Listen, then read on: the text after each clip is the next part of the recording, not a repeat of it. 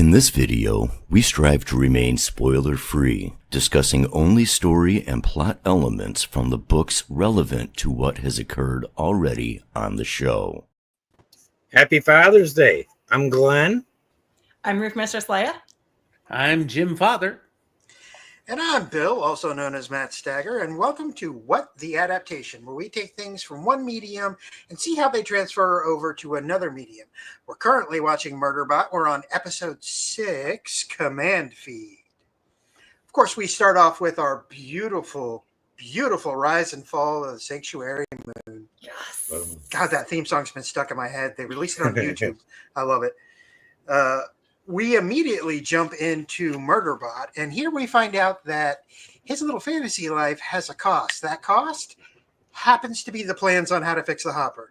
A justifiably frustrated Mensa just about has enough of MURDERBOT there, gets right to the edge. MURDERBOT is standing around, impaled by a chunk of a printer sticking out of his side. As he pulls it out, I mean, he is just leaking all over the place. We then jump back to the preservation folks in the habitat, where Leigh-A is sort of weaseling her way to Bardwash. And we see a little bit of what we think is bonding right away. And then we go back to MURDERBOT, who is beating himself up for his own stupidity in erasing this. He takes a look around and realizes it's the wiring and comes up with a crackpot idea just as Mensa starts to have a panic attack. He sits her down, a little rise and fall of the Sanctuary Moon. It's great. He passes out. Leakage. Once he wakes up, that's when he gets the bright idea. Hey, we can take a nerve cluster out of my spine. This should be fun. What could go wrong? Right? I have no idea. We go back to Leigh-A asking questions now the way she shouldn't. Back to MURDERBOT, we get Operation Time, which I got to tell you, the special effects in this were just mwah, Yeah, well done. beautiful. That was really As she cracks open his spine like me eating a lobster, it was so beautiful. And he's I just loved it. wrench, scalpel. Scalpel. Try not to cut the others. It will kill me, basically. They are successful, and next thing you know, the hopper is running. Cut back to Leigh-A. She's finally had enough, and she pulls a gun on. She's now Leigh-A. Leigh-A, yeah, very. I mean, who could have seen that inevitable betrayal coming? Shocking. All of us. She had sus AF from the word go, and we all knew it. Sure enough, we were right. She absolutely works for an unknown entity. Crystal. Sorry, what? Anyway. I don't know.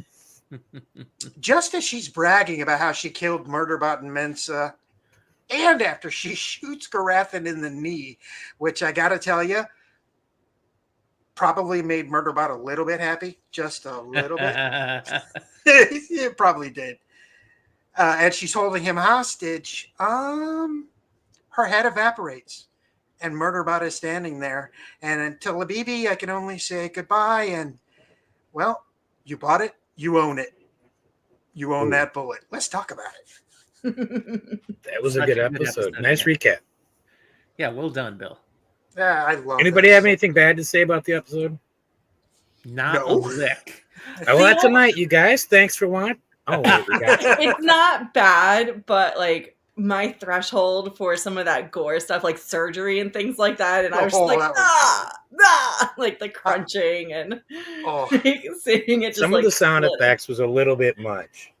It did sound like me cracking into a lobster, though. That's such an accurate description. When you said that, I was like, yes, that is exactly what it sounded like. And there's a lot in this particular episode that is not from the source material. It's building on themes from the source material. And Yes. It's doing a great job, but I'd it's go so not far as to say actual none of it's from the content source coming material. out. But something that they are doing accurately is the gore. Actually, that's a part of MURDERBOT. He gets shot to crap at times. And he can take a licking and keep on ticking, and they're showing that through these kind of moments. It does make me wonder, though. Early on in the season and in the book, he says that he stopped his bleeding by sealing his arteries and veins. but he's not able to do that with the lubricant that was leaking. Too big. Slight question there, but I'm He going. also it's not a didn't deal seem breaker. I think it was that it hit more of the major part of the system, so maybe it wasn't. It's like an maybe it was artery, like yeah. the Maybe artery it's too or much the of a leak pump. to shut down. It Yeah, also gave us something- that classic moment that everyone who's learned first aid knows. Don't pull it out. You know, right? until you're ready to treat it, you Break don't it off, pull it out. leave it in there. That's fine. Yeah, wait until you Don't- get And as soon back as to he your pulls it med out, he's like, bay. Oh, you know, you can He- see it on his face. He's like, that probably wasn't good. Yeah, No. but I mean, at the first episode, he walks around with half of his side blown out. So, Yep. I mean, I can understand why and I'm not sure if confidence is the right word, because I don't know that it's necessarily confidence, but just like from pure repetition of having to self-heal multiple times after catastrophic injuries, that he was probably just like, oh, this isn't a big deal. Whoops, maybe it was. Yeah. I think he was punishing himself for deleting the Hopper manual. Which, by the way, was a very human moment for Murderbot. Oh, yeah. So I funny. think that's part of what Dr. Mensa has an issue with. It's like, I could see some of the others doing something this stupid, but you, Murderbot, you know, Right. second it? No. Yeah, it was great. Now, I don't know if her team in the book would do something that stupid, but I do kind of feel like the team on the show, their intelligence has been played down a little bit. Oh, for sure.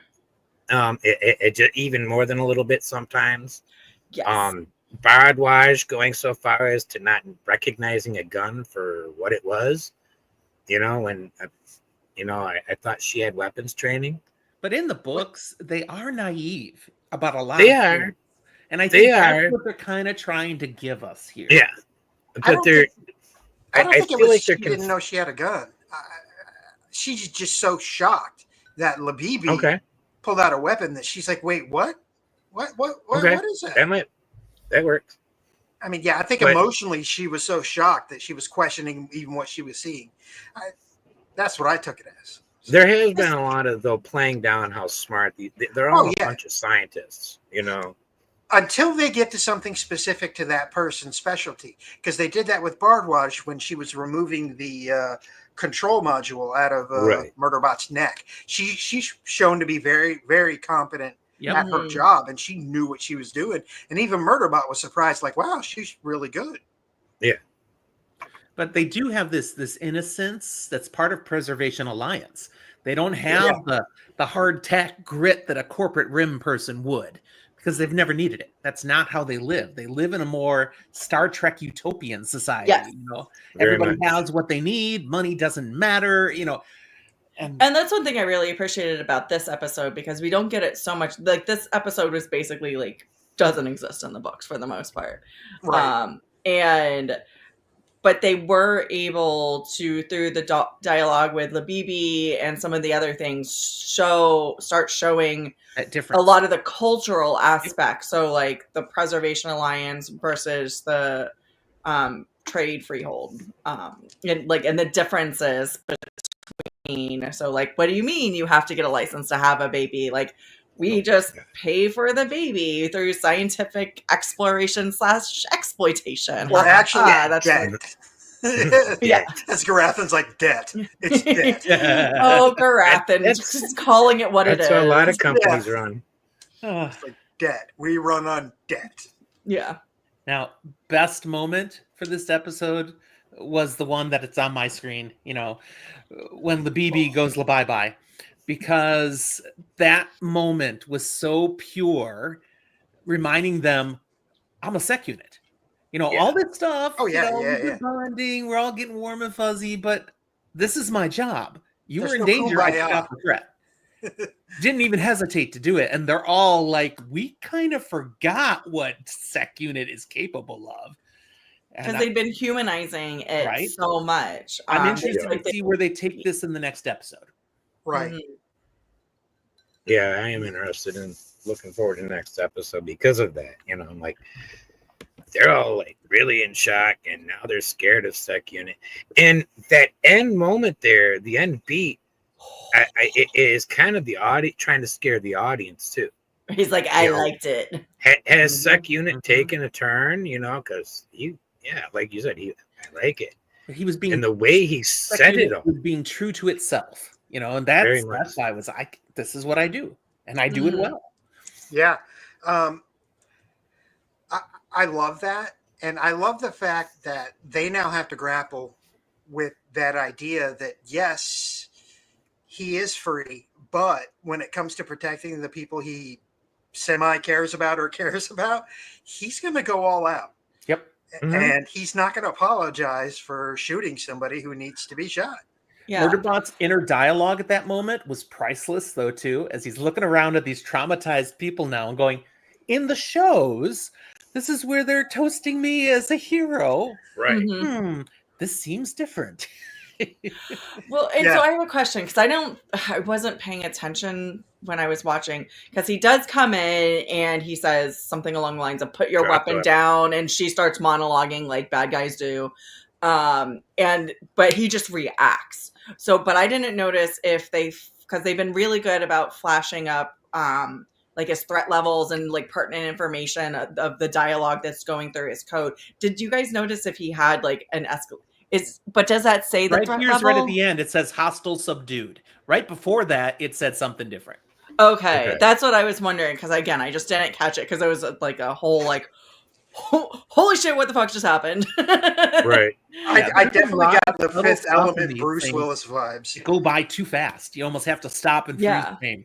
But that's what it's saying. That's machines move physically quicker than humans do. So even though we've got great brain processing power, like even just watching it, my brain wasn't processing what was going on. And Sec Unit was just like, no, this is not good. There's a gun, like all the things that would take us seconds to minutes to like go through the mental calculations. He goes through his entire code of like threat identified, like we gave a verbal warning, we did this, and then like it's just boom, boom, boom, no, eliminate threat. Like this is the next step, is to eliminate the threat.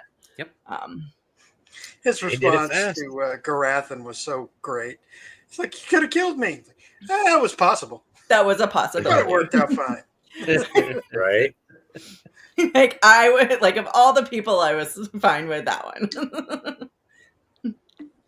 And I don't mind, like we've pointed out, it's a big deviation from what you get in the books, but I don't mind this change because it's really, it's actually more interesting than this segment in the book is. This segment in the book is a lot of Sec Unit basically getting knocked out, then recovering, getting knocked out, recovering, getting knocked out, recovering, and then, hey, look, they're gone. They go straight from coming back from Deltfall, having the discussions about what the possibility the corporation is going to do, get in the hopper and leave. So the only thing from this episode that really happens in the book is the very end, where they're packing up the hopper and getting ready to leave. So it's just those 2 or 3 minutes. And you notice Pinley is a boss carrying like everything out by herself, and Arata comes behind her with like one thing. You can watch it. You see her. Pinley comes out literally just weighed down with boxes. And Rati is just sitting there playing. I'm not even sure where Rati is at that time. At the end of the episode. Beginning, he was playing something. That theremin almost sounds like a theremin device. Yeah, the Taratone thing. Yeah, it sounded terrible. Sure. Those hippie instruments. It was better than the truly disturbing music in episode 1. Yeah. When they were dancing. That was... I love that scene so much. I do too, but it's painful. It's so wonderful. It's absolutely delightful. This has been a really good show so far, and I'm really happy with it. It does pretty much everything that I've wanted it to do from the book, And so, and at first I was wondering what they're doing with Labibi, but it worked out, and I'm happy with it. Yeah. So this is a big change that I think actually worked really well. I was watching this. I've been watching this with my wife. She's not read the books, And, I told her, yeah, this Labibi is not from the book. So I have no idea what they're going to do with this one or where they're going to take it. But again, they accomplished some really true to the book's themes. And without just expositioning, they were able to get some information across to us in a really entertaining and engaging way. So that was a great example of an adaptation choice to create a character to accomplish a goal, and then to get rid of the character when the goal is done. Yeah. Yeah. And there's another sneaky one that they pulled to introduce themes from the book, and that's Sanctuary Moon stuff. Ooh, yes. Which we get more Sanctuary Moon on the show than we did in the first book. That by far. And that's not a complaint. That's actually, I think it's one of my favorite things about this show is Sanctuary Moon. Me too. I want to see Sanctuary Moon now. Because it looks so bad that it has to be great. I told my wife, it's a soap opera in space. Absolutely. Right. Yeah.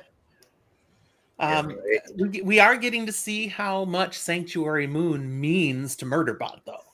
Yeah. And the way the show inspires Murderbot's choices on things. And that's in the book, but we're seeing it played into a little bit more here.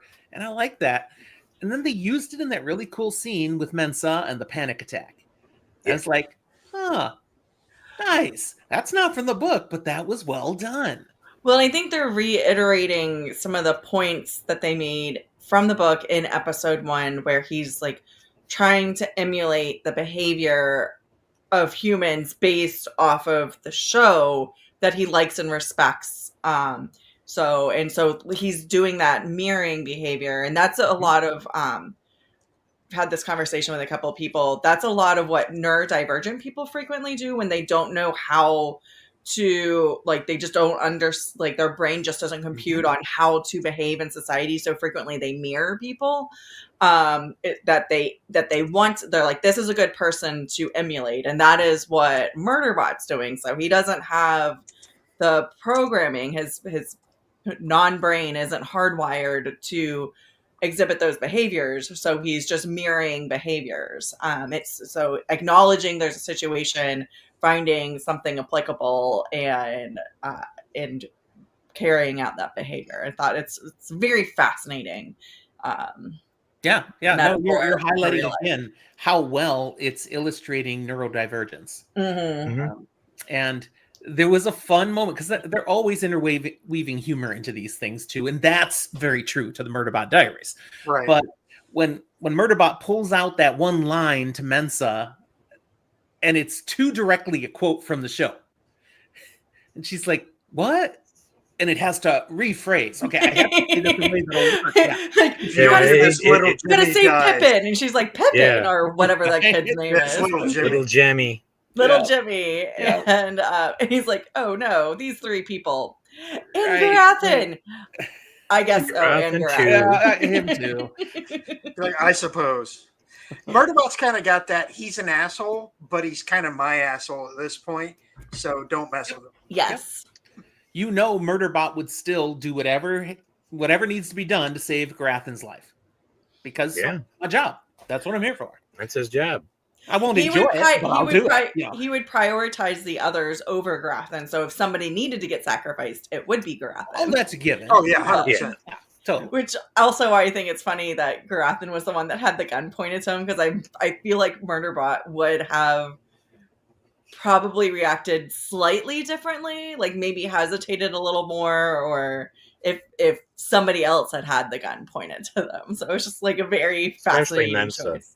Oh gosh, if it was Mensa, 100%. Everybody loves Mensa. Yeah, a hesitation for him would be like a 0.5 seconds. He'd be like, damn it, I hesitated. Right. Crucified. We didn't notice. We didn't notice how fast he took her out. But yeah. So production side of things. Special effects on the surgery were pretty awesome. Special effect on Labibi's head going away was pretty cool too. Yeah, it was. There's not a moment. I accidentally paused in the middle of it.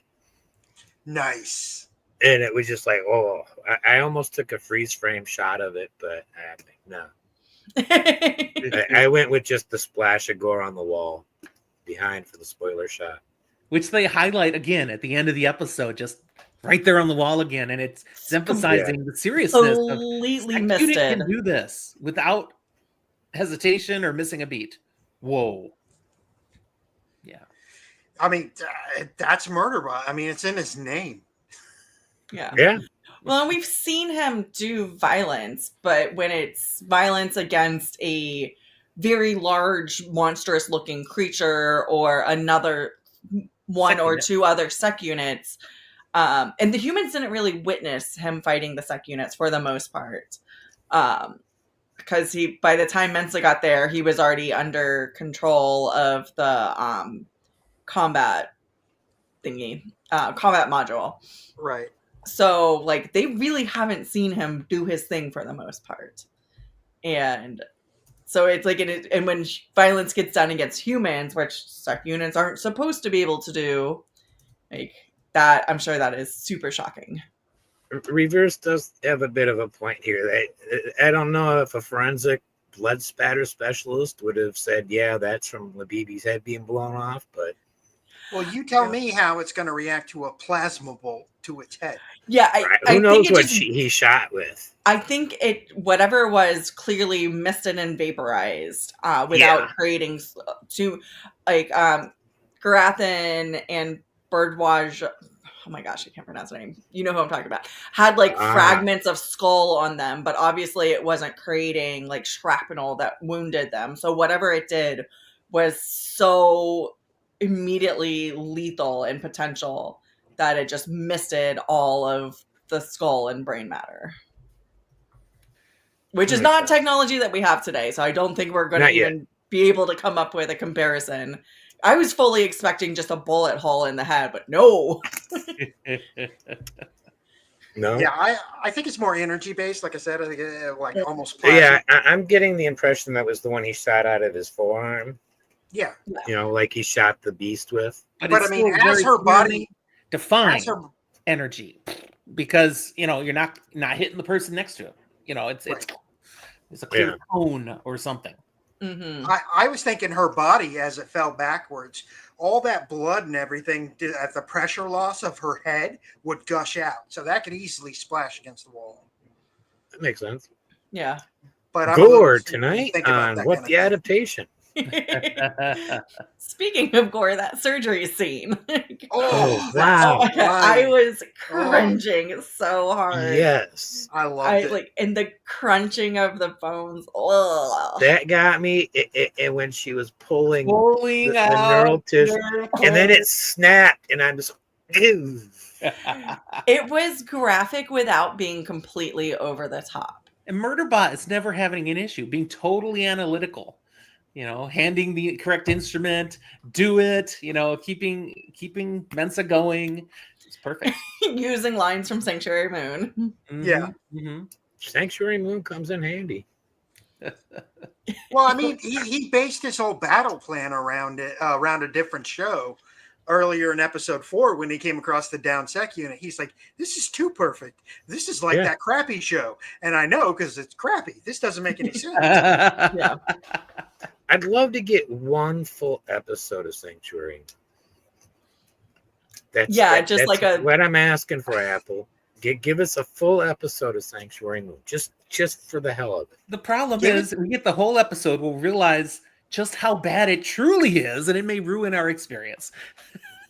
I want it to be bad, though. I want it to be like, you know, General Hospital, so 1980s bad.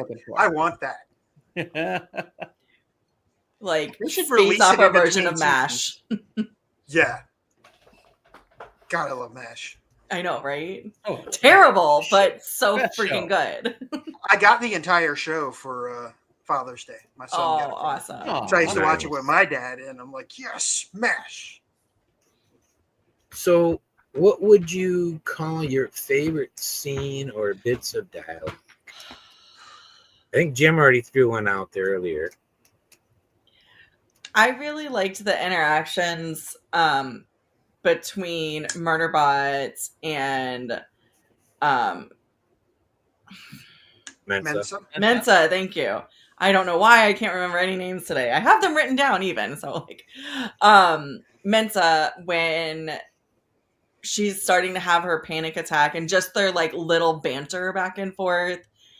She's previous to that, she's shown the exasperation that he deleted the handbook. Yeah. And which is this episode kind of deviated from their relationship in the books because she is completely confident in him the whole time. Also in the books, they're directly communicating via whatever like brain implanted methodologies that they have. So they have a literal direct feed. They don't have that in the show. I think that would probably have been too complicated. So I'm totally fine with them not having that. But her frustration level is starting to show a little bit. So showing her, she seems a little bit more human, a little bit more of a normal human instead of this like constant badass bitch. But it's just them trying to connect to each other. And even though he's not a human, it's a very like civilized interaction. Yeah, that was my favorite scene too, actually, the whole panic attack scene. I loved his sort of approach, sort of trying to get her calmed down. I mean, the Sanctuary Moon bit was funny because she looks at him and is like, seriously? Fucking moon? Seriously? That's my favorite line of dialogue, is the way she said that. He's like, no, wait. But I love the fact that he goes into an actual technique that is taught to people who have panic attacks, which is circular breathing and trying to match the breathing of another if you're having trouble. And I love that it's practical. Yes. And I mean, it's very touching to see him sort of try and help, even when he's doing it very awkwardly. He's at least trying, and that's a beautiful thing.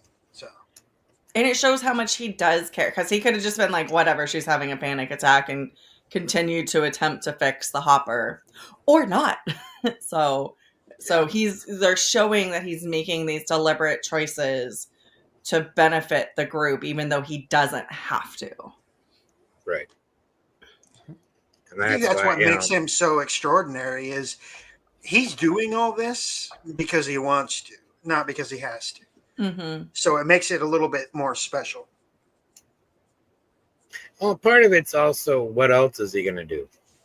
I mean, if he takes off, disappears, then they're going to hunt him down because they know, well, he's a rogue sec unit. That's seen as a danger. I mean, he kind of keeps doing this because he really has no choice. Yeah, he could just pretend. Governor. Yeah, he doesn't have to, though. He could say, like, this is not part of my programming and not do it. So, because I don't think a lot of the stuff that he does, like calming her down from a panic attack, is not part of a sec unit that sort of stuff. That sort of stuff, yeah. But fixing the hopper, unless you're explicitly told to help fix the hopper, is not part of your normal programming. I think it analytically works, though. Murderbot needs them all to be as operational as possible for Murderbot to be successful. Yeah. So making conscious choices to help Mensa calm down and stuff so we can function again and do what we're supposed to do. Yeah. Murderbot's getting something out of these things. But that's human interaction. Like, that's how humanity works. When you're on a tiny planet far away from everybody else, like, you need each other in order to function. Yep. So whether you like each other or not, you have to do that to survive. So yeah, in theory, you could go the other way, but it's just not the smart way to do it.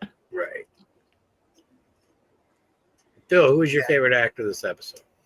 Honestly, I was absolutely going to go with Mensa, but after rewatching, I think Anna Konkle, who played Labibi, did a great job. She was good. She did a great job of being this dopey sort of off-the-wall character, and then the laser focusing in, I am a horrible person, sort of, I will shoot you in the leg for what I want type of person. So I really enjoyed her switch up this episode. How about you, Leigh-A? That's mine too.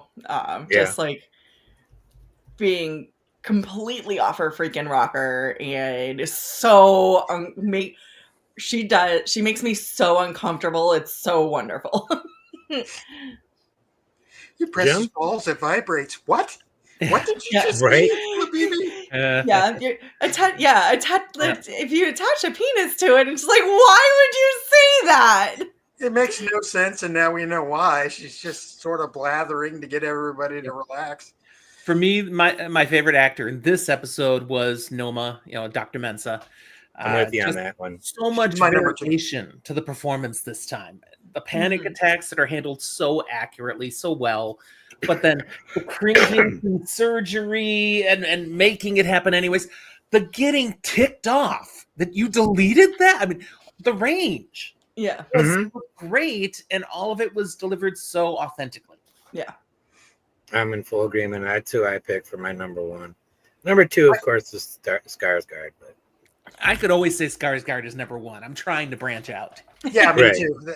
It's also why I didn't go with Mensa. I'm like, you know what? Labibi really had me sort of laughing and then just And you don't have to worry about any compliments going to the Labibi's head. Oh, terrible not dad there. joke. Terrible. I hate all of these so much right now. I'm known for my On dad Father's jokes. Day, There you nonetheless. go. Dad jokes on Father's Day. We are here. yeah, I saw a great one the other day, and the first person I thought to share it with was Jim.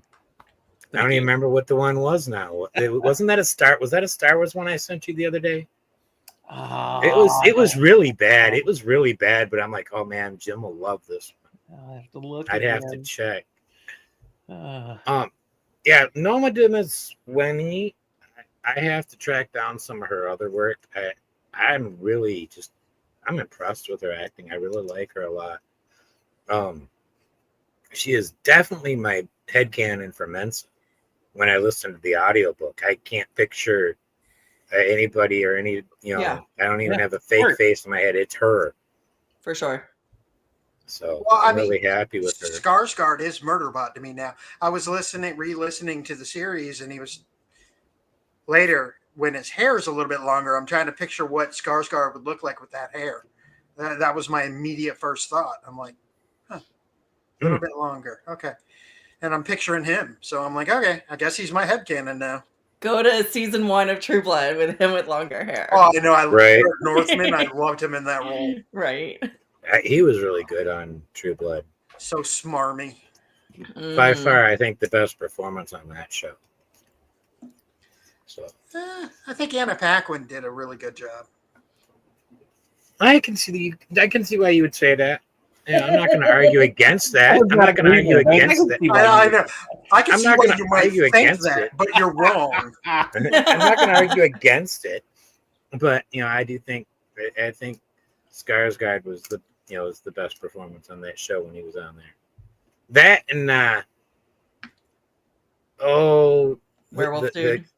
No, Alcide was good. I'm blanking on the name. I'll Bill think the of the name Vampire? later. I like Pam. No, it wasn't a vampire. It was the gay guy. He was awesome. Oh, Lafayette. Lafayette, thank you. Lafayette was fun. Lafayette was a lot of fun on that show. Any other actors anybody wanted to bring up? It's hard to say because it's not really a frustration that I have with the show. And I know we touched on it earlier that they're making they're deliberately making the characters a little bit more derpy. I think to make them a little bit more relatable to normal human beings. So just having a colony of super smart, capable scientists would not necessarily fit the humor of the Murderbot. But so I think all the other actors are playing their roles the way that they're written very well. But I just went back and re-listened to the book last week when I had to fly out to Wisconsin. So I was listening, and it's just like, oh my gosh, they're so much more capable in the show. But again, the actors are doing very well with the way that it's written, and I think they're playing their parts extremely well. It's very believable that they are that These way. three are funny. These three are funny together. Oh yeah, Rafi. the milking that just all they can. Man, Rothy's the one who's real derpy on the show. So derpy. Yes. And he goes in, starts getting like giving massage, then he goes sits down because he wants a massage now. Just like, seriously, dude.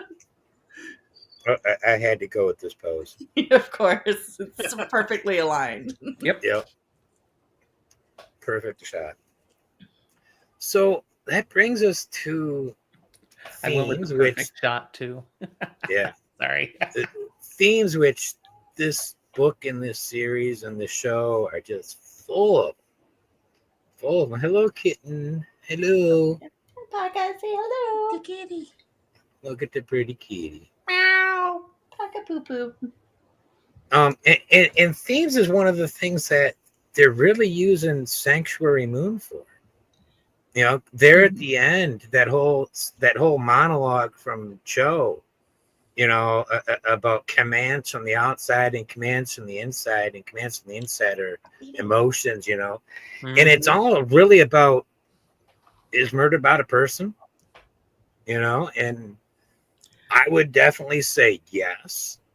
You know, in this setting, Murderbot is definitely a sapient intelligence. You know, it's self-aware. Warts and all, he is a person. Yeah, and he definitely has warts. Mr. I deleted the Hopper manual. right. Made perfect sense at the time. Quite logical at the time, but now, on retrospect, yeah, it was redundant. Mm-hmm. Yeah, it was. Why do I need to repair the Hopper? The Hopper has its own manual. Did you guys pick up any other themes that you wanted to point out? I saw the theme of common humanity. So, like, the interactions between Mensa and Murderbot, and like they're building on their relationship, and we're really starting to establish him, as we discussed earlier, as being sentient, being like having feelings, having emotions, like having these, like it's not just code, it's something else. And then on the flip side with Labibi talking, it's more, it wasn't so much the interpersonal humanity, but back at the shelter, it was more about cultural humanity and like humanity at large. So the conversations about you had to have a license to have a baby, and like in the appalling nature of indentured servitude, and having the concept that I took this job so I could like have less get my time bought down, and just, and the contrast and comparison between the free planets and the trade planets, or the trade unions, or whatever you want to call it. So just the interactions that happen on a micro level and a macro level was, I think, a big theme for this episode. You're kind of tying into the importance of agency, having control and choice over what you do, versus being a cog in the wheel that has no free will, an indentured servant versus just being able to do what I feel led to do, and that is on a broad level, but that's also playing into Murderbot's development as indentured servitude is a type of governing module. Oh, absolutely. Yeah. And see, that's one thing is doing is the indentured servants are the flesh parallel of Murderbot and the sec unit, all the constructs and the actual robots out there. They're being treated the exact, well, not the exact same way, but essentially the same way. No agency. You work for somebody else. You're owned by somebody else. Absolutely. And as you said, there's even that governing module there.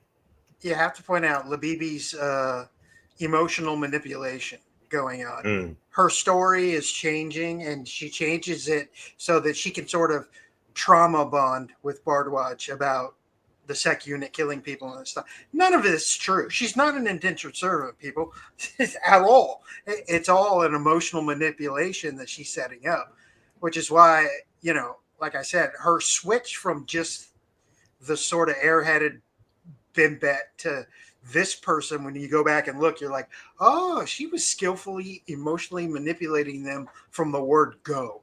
Yeah. And it's done beautifully.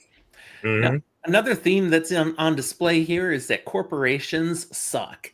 But I want to temper that because somebody watched one of my episodes on Murderbot books and commented Right. earlier today, correcting me. It's not that corporations suck. It's that people using corporations as their excuse to screw people over Yeah. is what sucks.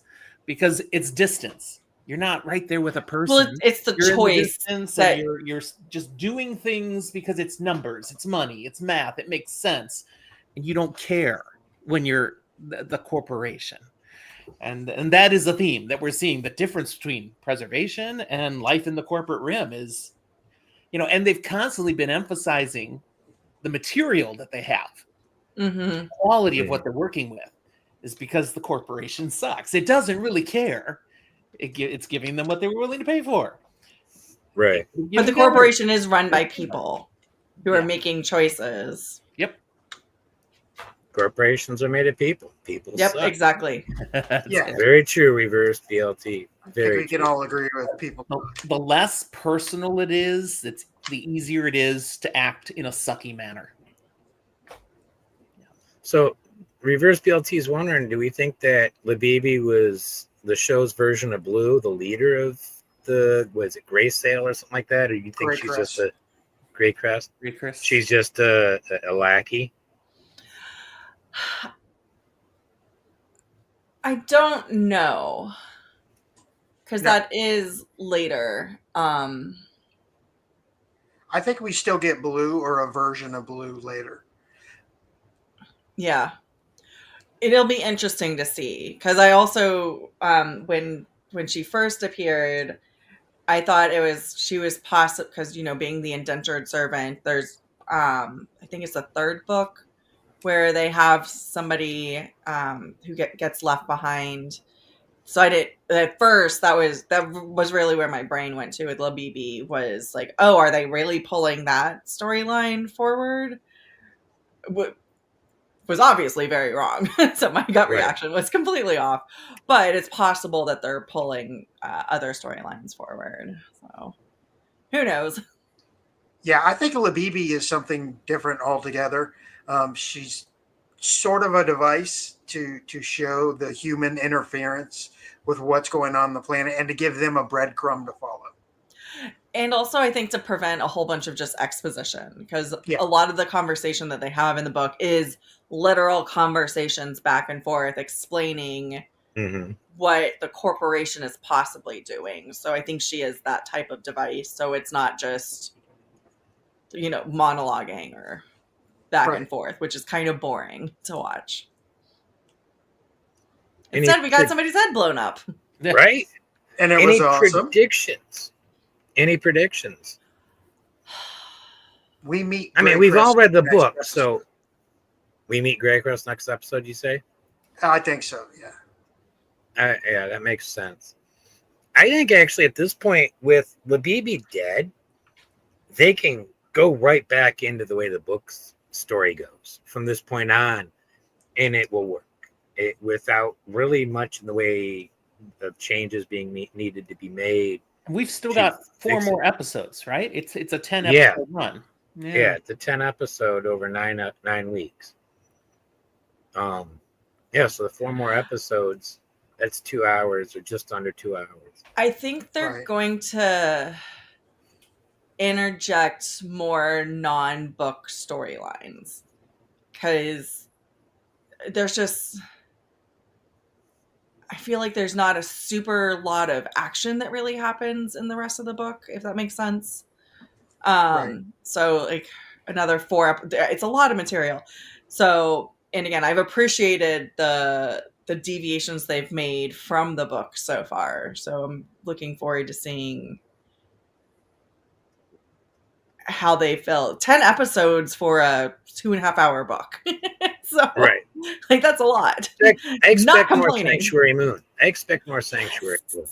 Yes, please. And thank you. Yes, especially more Clark Gregg with that hair and that beard. I need more of that. That is just so over the top. It's just amazing. Absolutely. And you know he's having a blast playing that. He's a big nerd. Part of what I love about the actor, he's funny. He's a freaking nerd.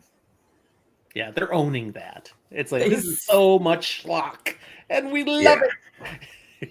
Yeah, I mean, from what I've seen, everybody's loving it.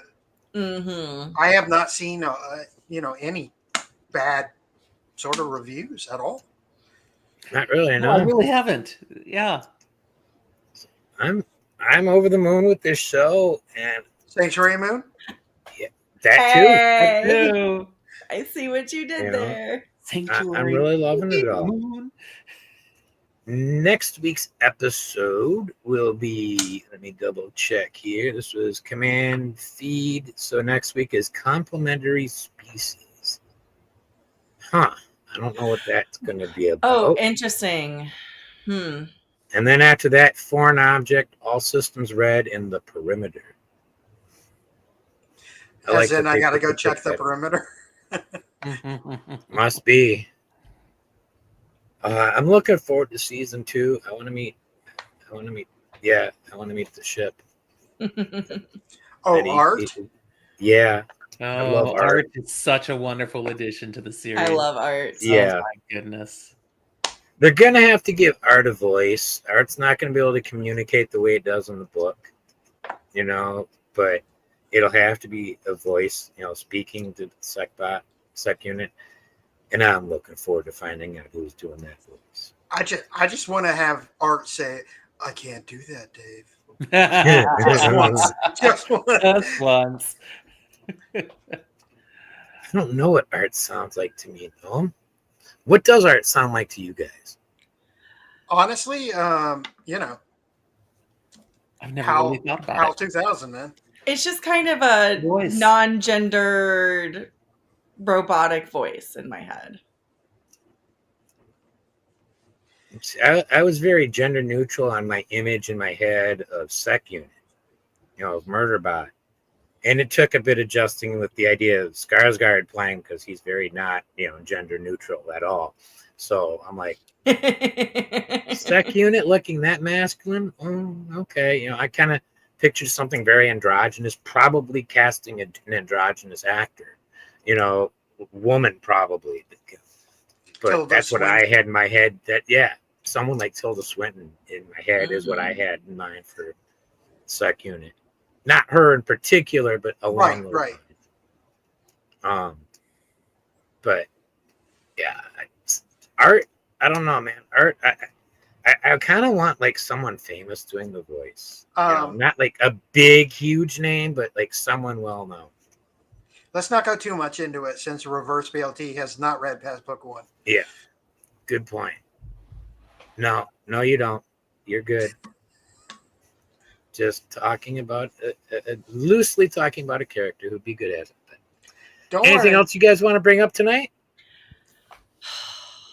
I hope it keeps being this awesome. Right. Yeah, I mean, if they're all this good, it may be one of the best seasons of television I have ever seen. It's something. Yeah. Yeah. I can see why you would say that too. I don't know that they will actually be adding a lot more non-book content. I think there's enough there. Really. You think so? That they can do it. It's just to do it for television, they have to do it a little differently. Yeah. But those half-hour episodes go so fast that that's true. I think just using the content that's there, they could fill 4 episodes. Ooh, so we'll see. We'll see which that would one be will good in Noma right. Garden. That would be hilarious. Yeah, make it one of the voices from Sanctuary Moon. That'd be great. That would be hilarious. Well, thank you, Leigh-A. Thank you, Jim, for joining us tonight. I'm not sure who's here next week. Leigh-A, you're supposed to be here next week, I think, still. Jim, are you back next week, or is that when you're off? Next week. I am out. Okay. Bill will be here all season. You want to tell them why you're able to be here every week? My last scan was showing no active cancer, so we have stopped treatment for 3 months to seeing where it goes from here. So that's amazing. A step in the right direction towards remission for me. That's Absolutely. good to hear. Awesome. Congratulations on that, Bill. Thank you. Wonderful I'm very to hear happy. that.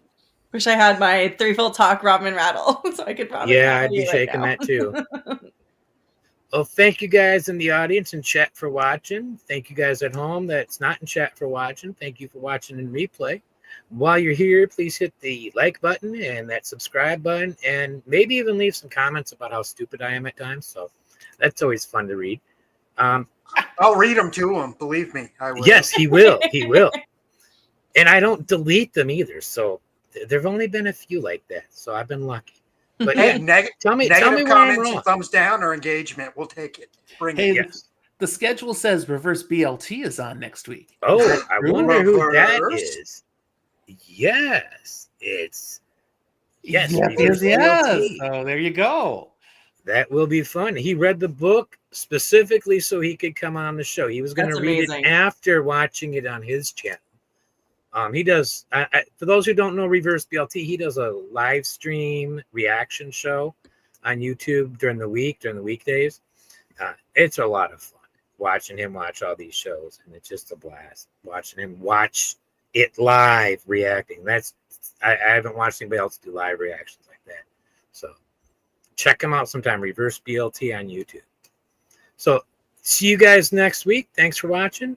Please come back soon and have a great night. And don't forget to be awesome.